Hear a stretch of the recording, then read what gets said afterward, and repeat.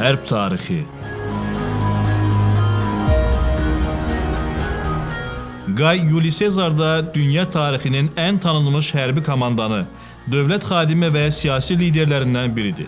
Yuli Sezarın öz dövründə imperiyanın daxilində yatırtdığı qiyamlar, rəhbərlik etdiyi müharibələr zamanı qüvvələr arasında olan balansın o qədər vacib anlayış olmadığını, əsas faktorun düzgün strategiya və rəhbərlik olduğunu dünyaya sübut etdi.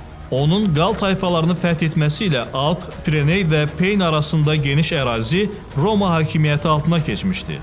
Alman tayfalarının üzərindəki qələbədən sonra İngiltərəyə də hücum edən Sezarın qüvvələri burada da uğur qazanmağı bacardı.